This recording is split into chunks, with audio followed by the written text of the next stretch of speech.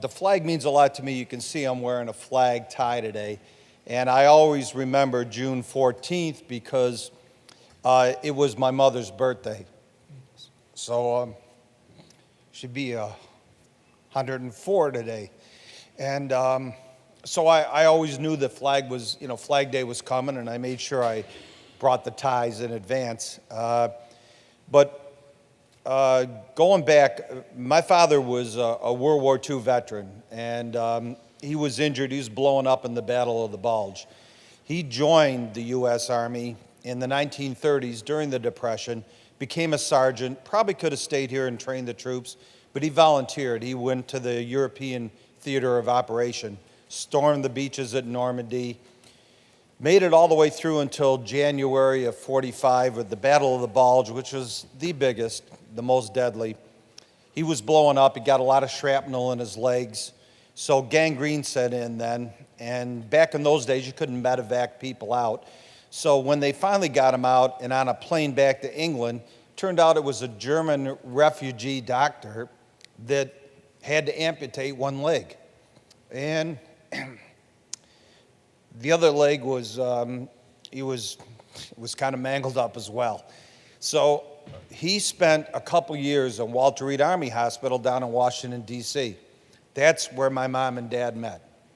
And my mother would tell us stories not only about what my father went through, but about some of the dark times that some of my colleagues have talked about how no matter what went wrong down in Washington back in the late 40s, they would always find a black man and pin the blame on him so everybody could feel good, and maybe a rapist or a murderer would be taken off the street.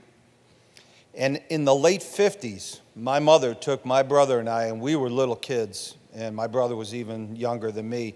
She took us down not only Gettysburg, but down into Virginia. Back in the days when we saw drinking fountains that said whites only, bathrooms that said whites only. My mother said, look at this. We didn't know. To be honest with you, the town we were from, there were no black people.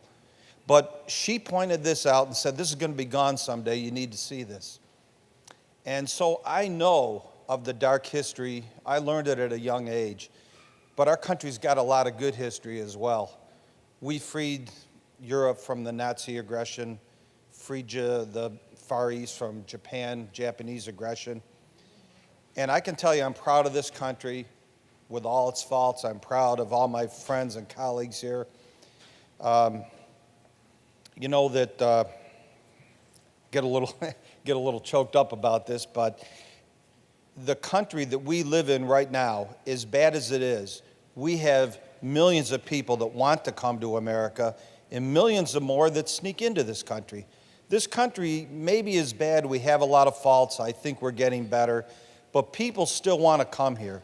We are still, I think, the shining city on the hilltop that Ronald Reagan used to talk about.